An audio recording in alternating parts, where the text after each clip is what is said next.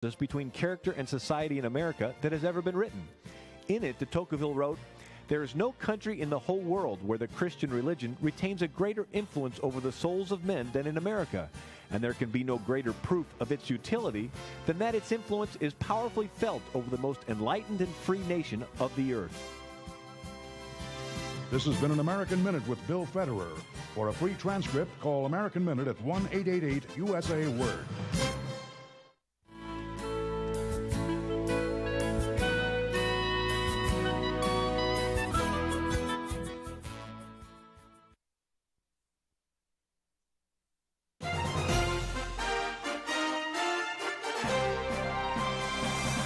VCY America presents Crosstalk, a nationwide call-in program discussing issues that have an effect on our families, our communities, our churches, our nation, and our world.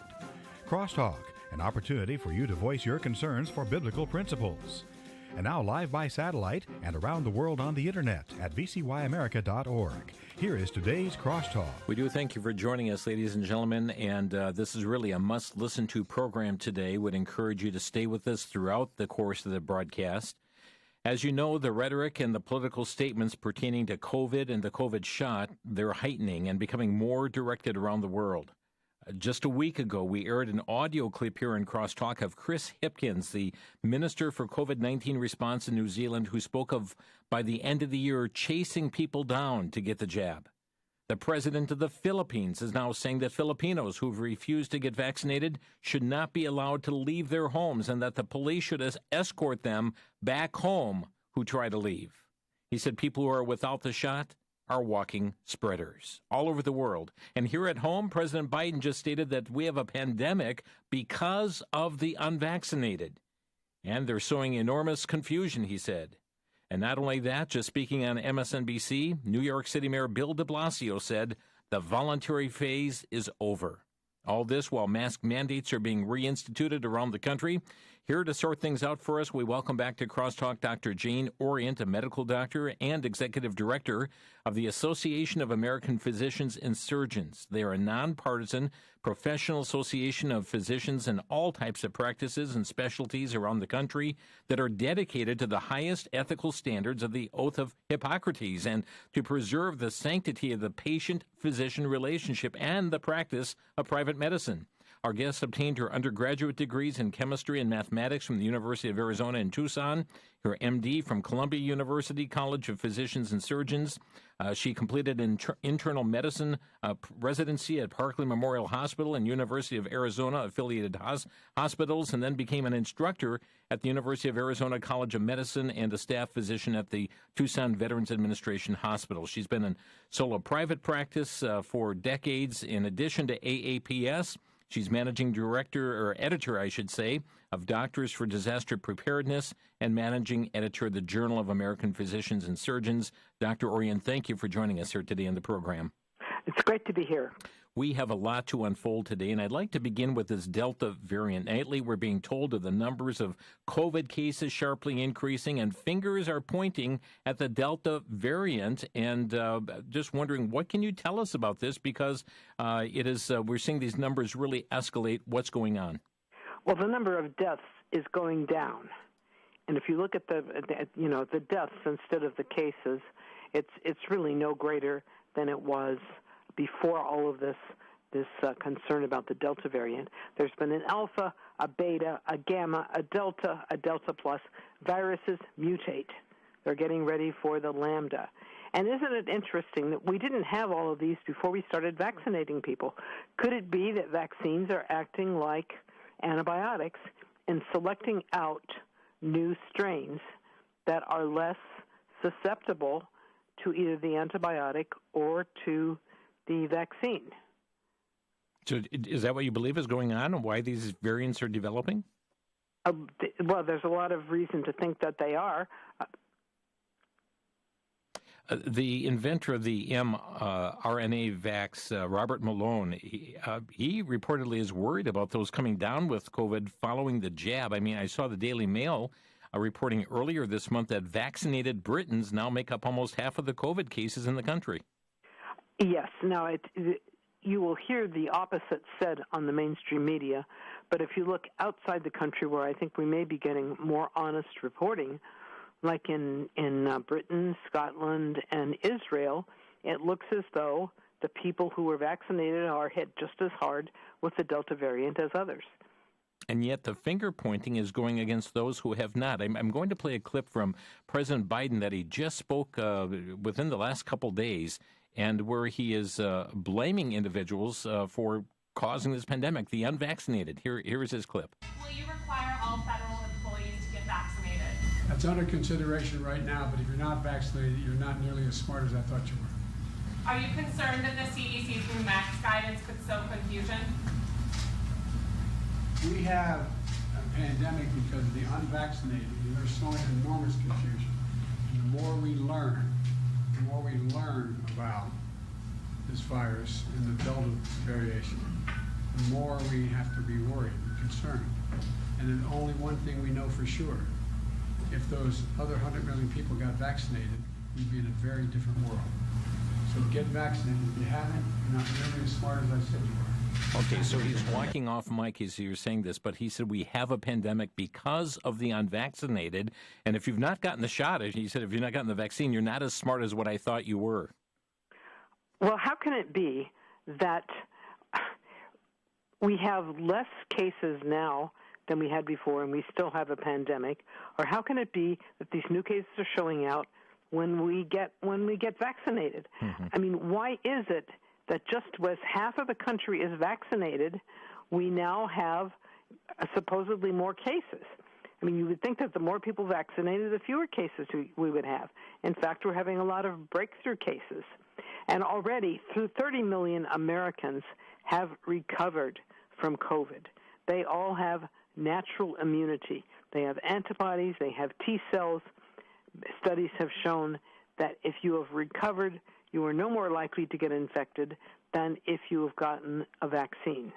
Could you comment on ivermectin or hydroxychloroquine? I mean, we have been hearing from various physicians who are saying that these tools work, and yet there is such a media blackout on these things where we are seeing any kind of messages going out through social media that tout these medications as being shut down. This is just an outrage.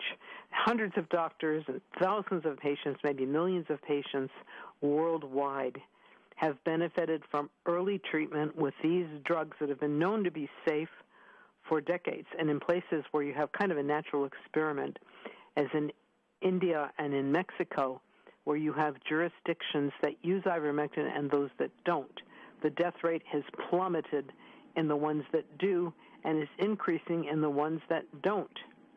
So it just seems to me to be totally outrageous to be denying patients information about or the ability to get these drugs. The World Health Organization even tried to bully India into stopping production of this drug, and fortunately for the world, India refused.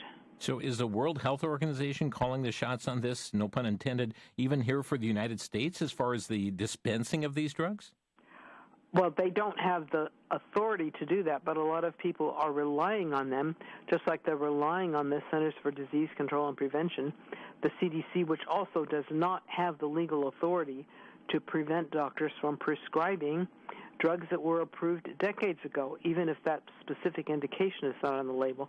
Up to half of the medications that are prescribed do not have a specific FDA authorization for that particular use, although they've been approved as safe for many other indications. So the whole idea of stopping treatment is something I've never heard of before. I think Harvey Risch of Yale is correct when he said at first 100,000, maybe by now it's several 100,000 Americans have died because they are refused early treatment for this. Unlike for any other condition, you always want to treat as soon as you can make the diagnosis. But with this, they tell you to go home, isolate, and call the ambulance if you can't breathe. So are doctors being prevented from prescribing these medications? Are pharmacies giving out these medications? It varies. All of my patients have been able to get their medications, although there are some corporate policy not to dismiss it, and there are some individual pharmacists who won't. But so far, everybody has been able to get these prescriptions filled. But it's sometimes finding a doctor who will give such a prescription, too. Oh, that's right. Those who are employees of big corporations will say, no, we're not allowed to give this, or no, we just don't do this. And the NIH recommends basically nothing for people who are not hospitalized. Just a few weeks ago, President Biden announced he launched this door-to-door home vaccination visit program. You represent a significant doctors group. What is your take on this? I think it is unethical. It is unconstitutional. It should be forbidden by statute. I mean, out in the real world, you can't even interview a patient. You can't pretend to offer any type of medical advice without getting the patient's consent, implied consent. They come to your office. You can't beat on a stranger's door and demand to know something about their medical history. I mean, if you beat on their door and said, have you been tested for HIV, then maybe there would be more of an outcry. So people are getting this hard sell on the shot today, whether it's coming from the president, through the news media, through their medical doctor. Some are taking it for mere pressure alone. I mean, that's pretty troubling, isn't it? Oh, well, I think it certainly is. And people are being pressured by educational institutions. Well, you can't finish your college degree or you're going to lose your job, like hundreds of nurses and administrators and janitors and all kinds of people did in Houston Methodist because they declined to get the vaccine. Is there recourse? I mean, it seems like the Department of Justice now is saying that the vaccine mandates are permissible. That's what the Department of Justice says. So they have to twist themselves in a pretzel to change what should be the clear meaning of the statute that says if something is available only under an emergency use authorization, it must be voluntary and people must be notified of all of the potential risks. I have seen some stories which indicated that they're trying to sweep this emergency use authorization under the table to make it as if it were FDA approved in that regard. Do you have any information on that? Is that true or false? Well, I think people are not really acknowledging the meaning of this EUA. But some colleges said, well, yeah, we know about the EUA, but we expect the FDA to approve it in a few months. So we're going to go ahead and keep people out of school now. What are you observing as far as the fallout from those who have taken this? I know Senator Ron Johnson, for instance, had a committee hearing, or not a committee hearing, but like a public hearing, a press conference in which several gave testimony of injuries that they had received since receiving the jab. Well, some of them can't testify because they're dead. You know, we stopped the swine flu immunization program, I think that was back in the 1970s, when 25 people died of the vaccine. Now, we have young, healthy people without any pre-existing conditions or known cause of death dying soon after the vaccine. How many have to die? How many 19-year-olds have to succumb to heart failure because they wanted to go to college and they weren't let in unless they had the vaccine? Like this one 19-year-old girl, she even had a heart transplant trying to save her, and she still died. We don't know how many people have died. We have a very poor reporting system. The VAERS system, the Vaccine Adverse Event Reporting System, is way behind on entering data. Some people say they've actually been pulling data out about people who have died. The count is up to 9,000. I think it was much more than that. And then they pulled out 5,000 saying, well, these were foreigners. I guess it doesn't matter. Foreigner dies from this product. It doesn't belong in our system. A whistleblower from the CDC reportedly has said there are 45,000 deaths that we know of. Tell you what, I'm going to stop right there because we're up against a break. We're going to pick up with that afterwards. Stay with us. You're listening to Crosstalk. Back to Genesis with Dr. John Morris, scientist with the Institute for Creation Research. Dr. Morris, are whales related to any land animals? Chris, evolutionists think they are. In fact, this is one of their strongest arguments these days, that whales evolved from land animals with legs. Some say that the ancestor looked like a cow or maybe a wolf or a hippopotamus. Well, I think they're all wrong. Recently, the head portion of a whale fossil was found in California. It didn't have the rear portion at all, but this didn't keep evolutionists from claiming that they had small rear legs. Chris, why do we believe them? Why do even evolutionists believe them when they make up stories like this? The Bible says that God created whales on day 5 of creation week. They've always been whales, and they still are whales. Even whales go back to Genesis. To learn more about creation, get our free DVD called That's a Fact. Visit our web store at icr.org/store and use the promo code FACT at the checkout when ordering your That's a Fact DVD.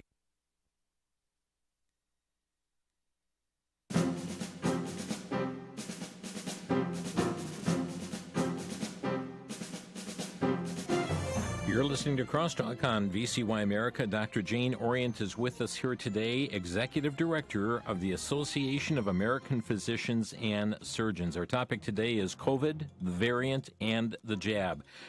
Dr. Orient, just as we were going into that break, you told us about a whistleblower that came forth and told about 45,000, did you say deaths of those who have received the jab? Deaths. Deaths. That this person knows about that are being covered up. But, VERA says 9,000, at least the last I checked the database. And if the underreporting is as bad as is believed, that maybe 90,000 people actually died after the jab. I mean, some of them are old and debilitated, and you can say, well, they would have died anyway. But when you have a person who is in the prime of life, who is active, who is healthy, and gets the jab and then suddenly is dead, what are you supposed to think? Yes. I'd like to air this clip here of New York City Mayor de Blasio calling this, you said the voluntary phase is over and time to mandate it. Let's hear the clip and then we'll get your response on this. This is New York City Mayor Bill de Blasio as he spoke on MSNBC. 12 years old and up. And look, I'm a parent. My kids went to New York City public schools. If my kids were going to school in September, I would be running to get them vaccinated right now. And like was said a moment ago, we used to do this as parents all the time for a variety of vaccinations. We've got to shake people at this point and say, come on now. We tried voluntary. We could not have been more kind and compassionate as a country. Free testing everywhere you turn, incentives, friendly, warm embrace. The voluntary phase is over. We can keep doing those things. I'm not saying shut it down. I'm saying voluntary alone doesn't work. It's time for mandates. Dr. Orient, your response. I think he's a horrible dictator. That this is happening in the United States of America seems incomprehensible. He's a guy who was offering free French fries, which are really good for your health if you would get the jab. He's completely ignoring individual rights or the reports about the significant damages that we know about, much less the fact those that we don't know about, because this simply has not been around long enough for the long-term effects to be seen. I mean, I believe he has blood on his hands for people who are bullied into getting this vaccine when they don't need it and or even if they might benefit from it, the risk of harm to them is much greater than the benefit. There is some discrepancy between some polls that were being done, like from the American Medical Association and that which came from the Association of American Physicians and Surgeons. And I saw on your survey, I found it noteworthy, 60% of your 700 respondents said they were not fully vaccinated, and of those, 80% said, I believe risk of shots outweighs risk of disease. Yes, well, we did that survey of just people who were on our email list after I saw the AMA survey, which had 300 physicians responding, and allegedly 96% of them said they were vaccinated. Well, I have no idea how they did that survey, but obviously they missed quite a few. And if you look at other surveys done by others about healthcare providers, nurses, that maybe 40% say they have not been vaccinated and they do not want to get vaccinated.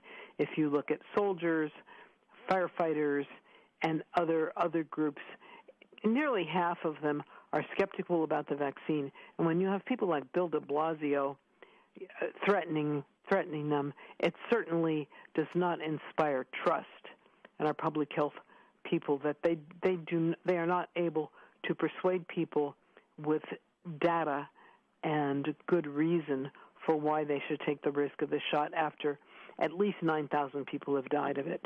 Well, no, but instead we're trying to woo them with free, as you mentioned, free French fries or free alcoholic beverages. What we see in Washington State, it was joints for jabs, a marijuana joint, if you would get this. And some states are offering college scholarships in the lottery or other lotteries where just win $1 million. So many people win $1 million in all of this. If this is truly effective and truly that which is a help to the American people, would we need incentives like this for people to take the jab? Well, actually, if you have an experimental vaccine, which this still is, the studies are not even scheduled to be completed until the end of 2022. It is illegal, unethical, would never pass an institutional review board to offer incentives that could be construed as coercive. You know, if you're offering a poor person a chance to win $1 million, there's no way to say that is not coercive. Mm-hmm. Yeah, truly amazing in that. And as you know, children will soon be going back to school, and we understand that one of the vaccine makers is now seeking an emergency use authorization to give the shot to those under the age of 12. I'd like you to comment on this as well, Doctor, as to the risk that COVID presents to children, including the Delta variant, versus risk perhaps from the jab itself. Children are very, very unlikely to die of COVID. Certainly not if they are healthy. They might get the sniffles, something like a cold. The children were deliberately excluded from the trials that were done, but some of them are still getting jabbed. And now they say, well, maybe we should put some of them in a study. But there have been children who have died of blood clots after getting this jab. I mean, parents had volunteered their precious children for the good of society to be guinea pigs, and they died. Mm-hmm. How tragic. What are you telling your patients, those who inquire, should I get this or not? I say, well, we should look at the risk and the benefit. Look at your age, your comorbid conditions. What is the risk that you will get it? I mean, then the incidence is going down, and if you get early treatment, you will probably do very, very well, even if you are old and sick. But we need to look at the potential side effects, and most of them are unknown. You know, the long-term autoimmune diseases, long-term things like infertility or cancer, we cannot know about. It takes a couple years for those to show up, and just a couple years have not passed. But we can already see death, paralysis, long-term disability in an unknown number of people. We're certain that these are vastly underreported. This information that you're sharing right now, it's really being blocked from the American public mainstream on issues of number of deaths who've received the shot, as well as injuries from the jab. I mean, last week, one state alone, Massachusetts, confirmed some 5,200 people came down with COVID after receiving the shot. So far, 80 of them had died. This is just about one small state, and yet news broadcasters continue to say that these breakthrough cases are rare. That's what they say, and isn't this incomprehensible? Yeah. The country that's supposed to believe in freedom of speech. And why is there this worldwide frenzy to get a jab in everybody's arm? I mean, the mortality from COVID-19 at its worst has been far less than in many other epidemics.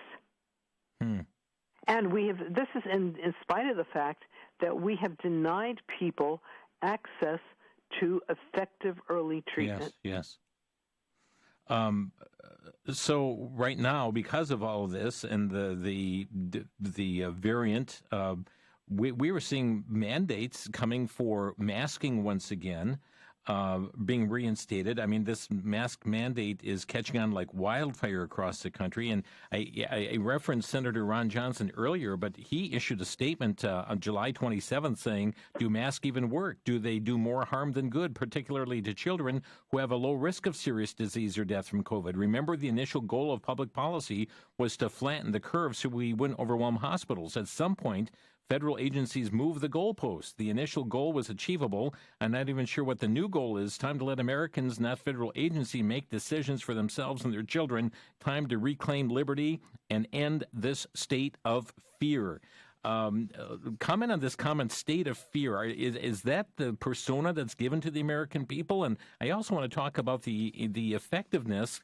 You're a medical doctor. You are executive director of a medical group. Your thoughts on the effectiveness of masks? There's no evidence that they work. Before 2020, nobody believed that they worked for containing a respiratory illness. I mean, if the patient's in the hospital and you know he's infected and you use your mask properly, I mean, you're not sticking them in your pocket and wearing them for a week with all of your germs on them, then they may be effective. But the public mandates for masks are not shown to be effective, and whenever they're mandated and you look at the statistics, the disease keeps going up. Despite the masks, and even if it was going down without the masks. Do masks present health risks in themselves? Oh, certainly they do. There have been a couple of children or teenagers who died when they were forced to wear masks during strenuous exercise outside. There was a girl who was winning the track event at her school who fell on her face just at the finish line because her breathing, her gas exchange was impaired by this mask that she was wearing outside for no good medical reason whatsoever. So she got a concussion, and she may have injured herself in other ways for doing something that should have been contraindicated according to any reasonable medical standard. Doctor, what you are saying is so contrary to what we're getting from major media across this country and from so-called health officials and politicians. Where can our listeners really get solid information on this issue? If they go to our website, aapsonline.org, for the Association of American Physicians and Surgeons, we post our press releases and other articles, and there is a book that you can download free about the early treatment of COVID that has a lot of preventive information in it, too. Like the medicine and the media are not even telling you should make sure you have adequate vitamin D levels, because people who have adequate vitamin D virtually never die of COVID, and those who are severely deficient have a very high mortality. Why aren't we at least telling them they should be taking 5,000 units a day of vitamin D or something like that? Dr. Fauci admits to taking it if you ask him, but he doesn't seem to be thinking it's important to tell the rest of us. Wow. Yeah, I see it right on your website. It's called Home-Based COVID Treatment, Step-by-Step Doctor's Plan That Could Save Your Life. That's the book you're referring to? Yes. Okay. And that's available on the website, aapsonline.org. Doctor, do you have any concern for our nation's blood supply, one way or the other, people giving blood who've received the jab or people giving blood who have not received the jab? Any concerns either way? That is a good question, because once you receive the jab, your body is making spike proteins, and there's necessarily no limit on how much spike protein it can make. And there is evidence that this spike protein, whether it's attached to a virus or not, can attach to your blood vessels and cause blood clots. The Red Cross is accepting donations from people who know what brand of vaccine they've received, which include all three that are authorized in the United States. They will not take your blood for convalescent plasma if you've been vaccinated. Do you want to get a transfusion from someone who has been vaccinated? I mean, maybe this is spread even by shedding from people without having to get their blood injected into you. Well, let's take a quick break. I've got a couple more questions before we open phone lines. But, folks, what I'd like you to do is formulate a question, have it succinct so you can get right to the point when you call. We'll open our lines here in just a few moments. This is Crosstalk. From the frontiers of scientific discovery, researchers are now taking design elements from the natural world and creating extraordinary breakthroughs that benefit our health, our quality of life, our ability to communicate, and even help us work more efficiently. Many of these are documented in the book Discovery of Design. In this book, you'll learn how things like batteries, human organ repair, microlenses, and even credit card security all have links to natural designs. You'll learn how innovations like solar panels in space use technology from beech tree leaves, how the study of the leg bone led to the building of the Eiffel Tower, how the study of the timber beetle helped to improve the use of chainsaws. Over 75 such illustrations are given. It's a fantastic journey into the intersection of science and God's blueprints for life.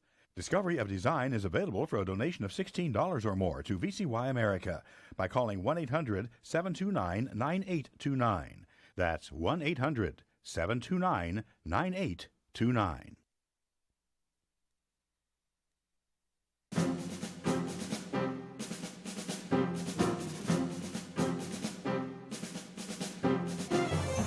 You're listening to Crosstalk on VCY America. With us today on the broadcast is Dr. Jane Orient, a medical doctor herself and executive director of the Association of American Physicians and Surgeons.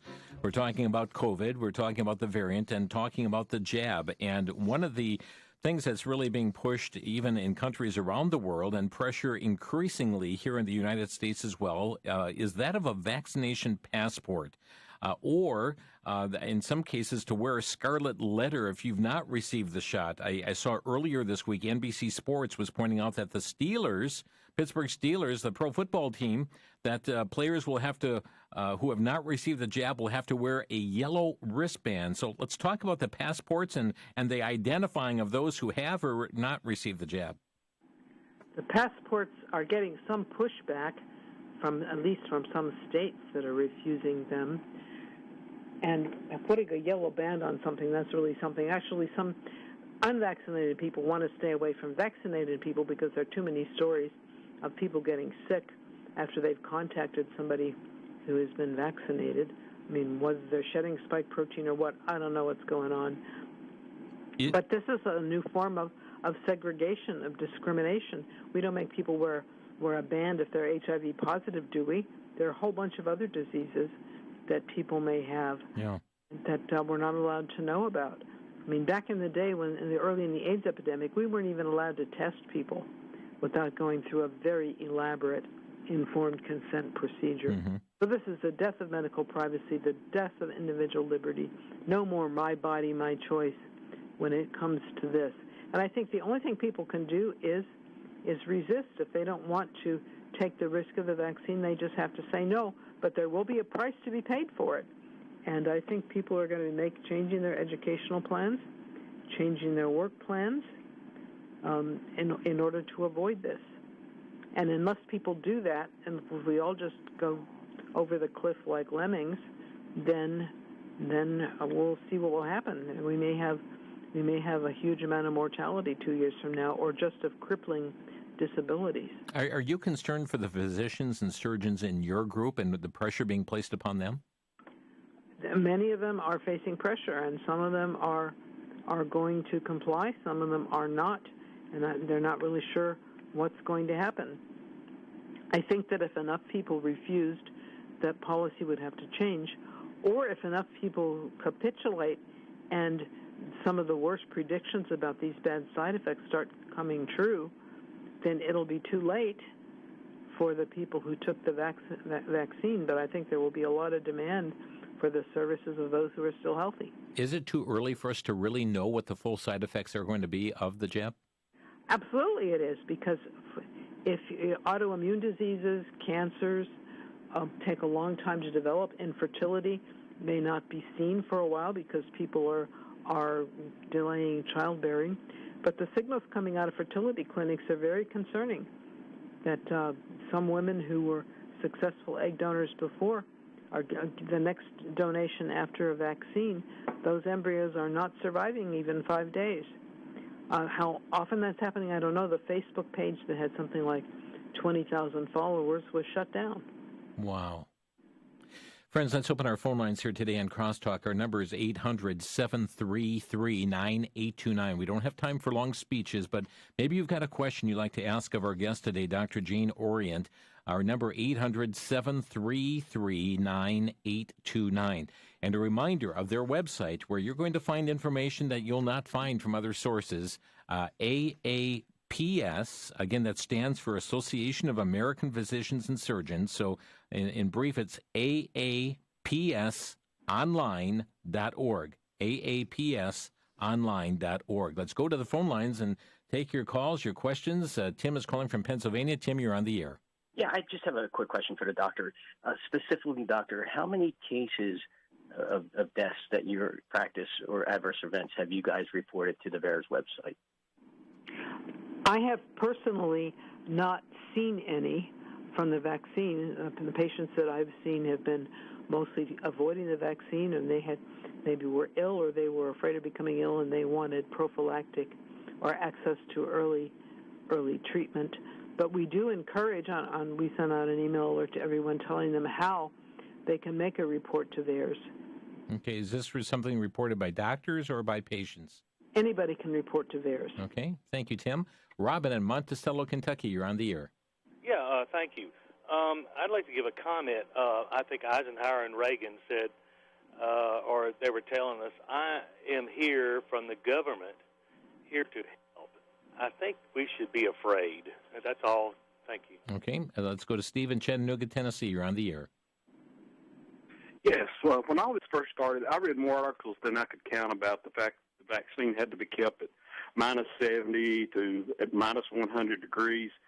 And now that anywhere you go almost in church parking lots and rec center parking lots, they have vaccination events, set up with nothing you see but styrofoam coolers. Can you talk about that? Thank you, Steve. Well, there's an expiration date on the vaccines that supposedly after they've been thawed, they will last a few days. And they're maybe backing off some on the cold storage requirements. Why, what basis they have for that, I am not sure.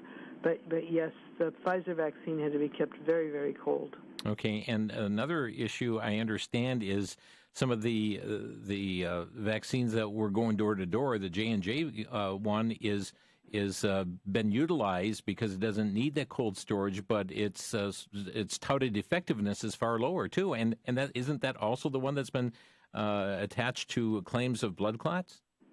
It is, but there have been blood clots with all of them. The J&J vaccine has also had quality assurance problems. I think millions of doses had to be thrown out because of problem at the factory, and I don't know how careful the supervision have been of the rest of them. Kay is calling from Fremont, Ohio. You're on the air, Kay. Hello. I have a question. Should people who have natural immunity, they've had COVID, be concerned about the shedding from other people? Thank you, Kay. I'm not sure the answer to that. It's a good question, and I haven't heard of any reports related to that of them getting a problem. But if it's the spike protein that's being shed and that in itself is doing damage, I don't know whether they would have enough antibodies to act against it. I just don't know. Very good question. Thank you, Kay. Let's go to Thomas in South Dakota. A question with respect to the vaccine. Doctor, I'm wondering, as a messenger RNA and its impact upon the cellular DNA, is that not really the silent impetus that they're pushing for to change our DNA?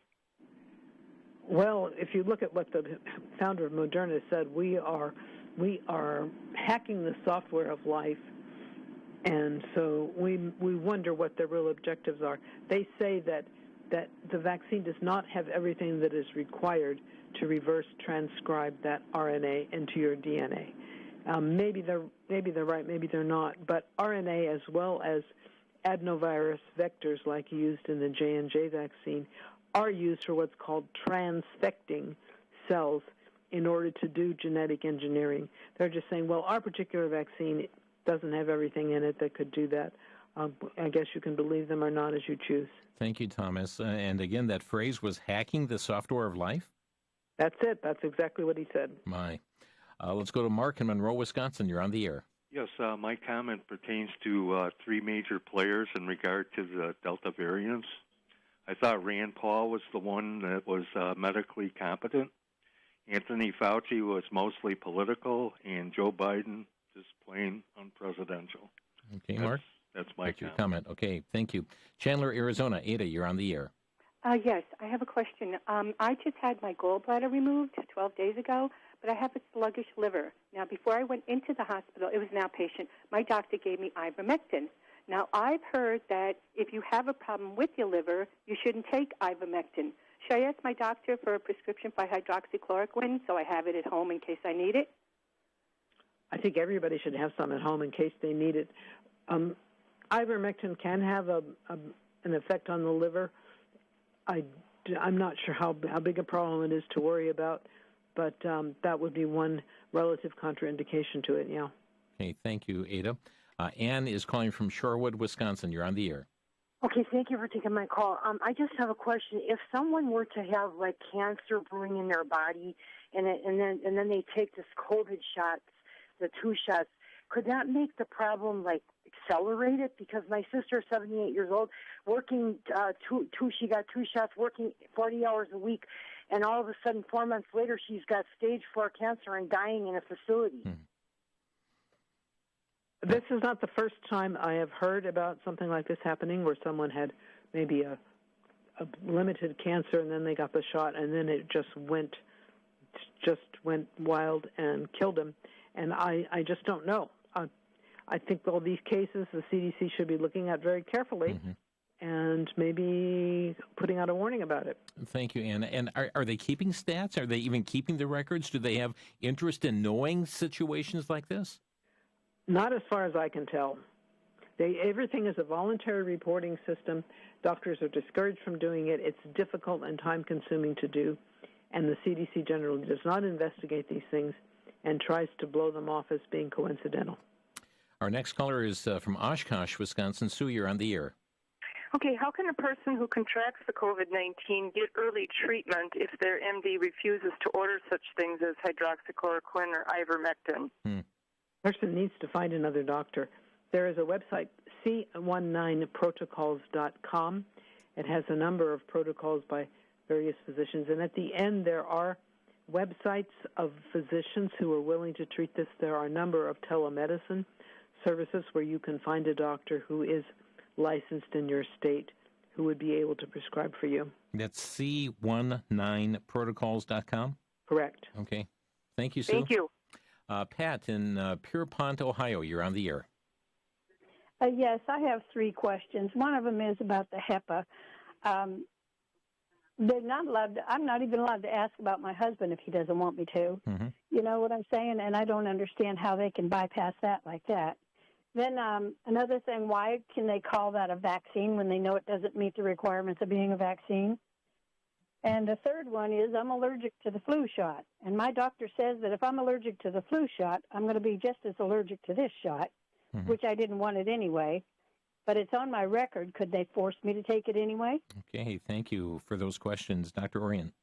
HIPAA is of no protective value whatsoever. It impedes your communication with the doctors, but there are very broad exceptions for government, public health, for insurance companies to get all the information that they need. Let's see. How can it be called a vaccine, she said, when it's not truly a vaccine? It doesn't stop. They changed the definition, and because they're the government and they can define things however they please. And as to the allergy, well, I think that's a very good point, but a lot of people who are demanding the vaccine will say, well, it's not good enough for us. Unless you have anaphylactic shock and practically die from this specific vaccine, we're not going to recognize it. But if you had a choice about taking the vaccine, I certainly would be very cautious. Okay, thank you for your call. We're going to take a quick break, and our final segment here will also feature your calls here, your questions here for Dr. Jane Orient.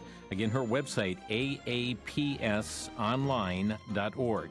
That stands for the Association of American Physicians and Surgeons, aapsonline.org. Back in 1 minute, you're listening to Crosstalk.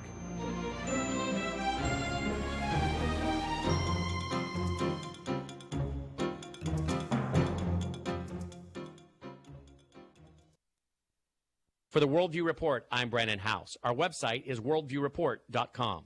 In February of 2018, I used my radio show and TV show to warn that President Barack Hussein Obama and John McCain had worked with Congress to create a commission on military, national, and public service. I warned that they were going to require women to sign up for the national draft, selective service. I also warned their goal would also be to make mandatory community service, where young people to get out of high school would have to do so many hours of community service, but it could only be with an organization approved by the government, not your church. In fact, previous federal legislation said the kids could in no way be involved with religious instruction or leading a worship team or maintaining a church building. What are they doing here? Brainwashing. Now this commission has released its report in March of 2020. Now it's been rolled into the Military Authorization Act and came out of a committee last week. They're now putting it into funding. This is on the verge of happening. Wake up, America.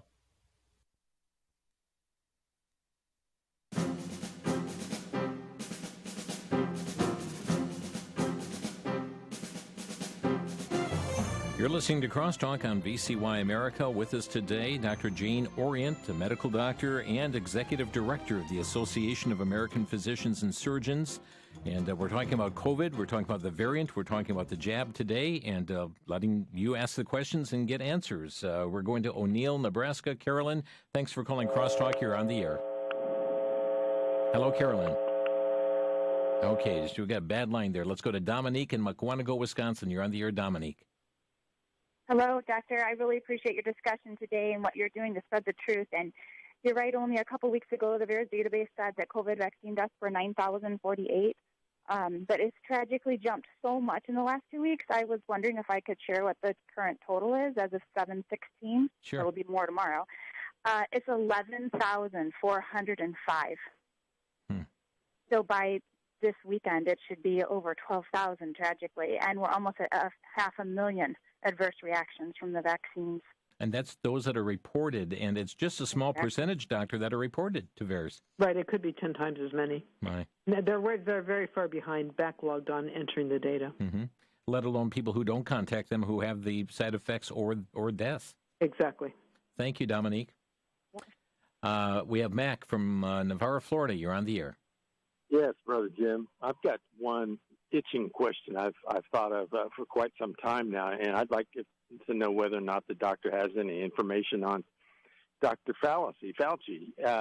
It's really astonishing that this man was a young doctor or PhD in the late 80s when HIV came around, and look how HIV/AIDS was botched up. I even knew someone whose wife died from a poor blood transfusion. Okay, let's go right to your question here, Mac. Okay, and anyhow, does she have any information on where how this guy grew in his position that he's in now? Okay, thank you. But there is some information about him in our newsletters on aapsonline.org. The worst thing in the AIDS epidemic, he would not allow people to know that Bactrim, that's a sulfa drug, could help prevent pneumocystis pneumonia. And by the time other people, the NIH would not fund studies, came out with information about that, probably 17,000 people had died who might have been saved. So he's just history is repeating. He's denying the effectiveness of hydroxychloroquine and other drugs, just like he did with sulfa drugs for AIDS patients. So, friends, even if you go to the website, aapsonline.org, there's an icon there for a button there for newsletters. You can click on that and even get some of that information there. Let's go to Kentucky, and Eddie is calling. Eddie, you're on the air. Yes, I have a mild case of COVID, and my doctor is recommending me tomorrow to go get an infusion of 2 experimental drugs. I'm going to have to spell these: CASIRIBIMAB, and the other drug is IMDEVIMAB.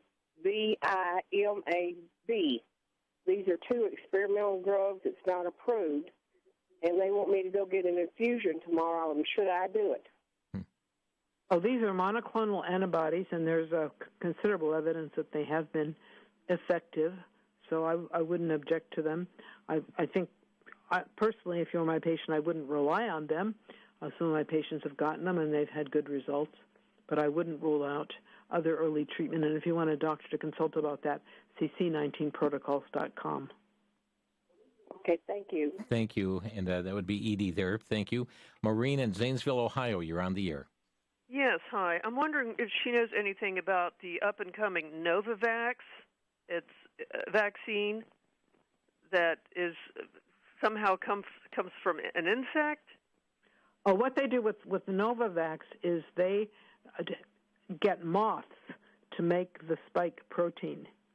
And then instead of having your cells make the spike protein, they take the spike protein and inject it into you. And this is supposed to be safer than having the mRNA. Certainly you get a limited amount of the protein instead of having however much your cells make, which could go on and on. Thank you, Maureen. Jim in Duluth, Minnesota, you're on the air. Hello? Yes, you're on the air. Yes, I'm kind of curious as to where and how do we get so many variants? Thank you. Where and how are we getting so many variants, Doctor? That's what viruses do. They mutate. They all do. That's why you have to have a different flu shot every year. Mm-hmm. And because that flu shot becomes ineffective and it finds a way to grow and thrive. Well, that's right. And, the viruses or bacteria, for that matter, if you kill them off with one product, then the ones that don't get killed off proliferate and they may become predominant. Let's go to Matt in Fairview, Pennsylvania. You're on the air, Matt. Hello, good day to you. I just wanted to ask, do vaccinated adults pose any harm or potential harm to children in their reproduction in the future? Because I saw that some... Okay, I'm just going to answer the question here. Doctor? Well, it might be a worry. At least one person that I saw said that when she was exposed to her parents who gotten vaccinated, she had menstrual problems that she had never had before, early, very heavy periods. So were these vaccinated people shedding something? Did it have an effect on her? I don't know. I've heard a couple of reports like that, so I wouldn't rule out the possibility. Merle is next in Tennessee. You're on the air, Merle. Yeah, I'd like to ask the doctor, has she heard or can she confirm that the mRNA vaccines are turning the blood cells tubular instead of round, which is causing the blood clots? Okay, thank you. No, I think that is not true.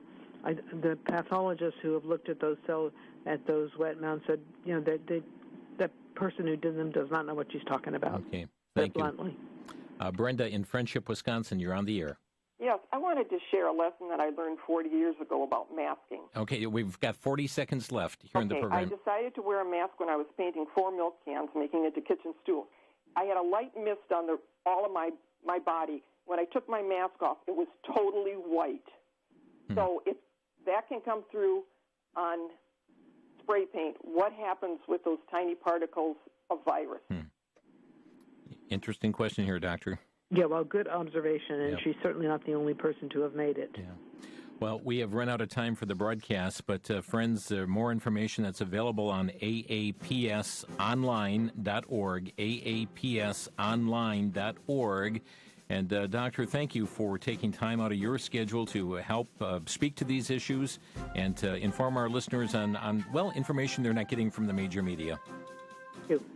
Thank you so much. Again, Dr. Jane Orient, aapsonline.org. Our time is gone. Lord willing, next week, we also have somebody from the National Vaccine Information Center to answer your questions. We trust you'll be able to stay tuned. You've been listening to Crosstalk via satellite and the internet from VCY America. Views expressed may or may not be those of this station.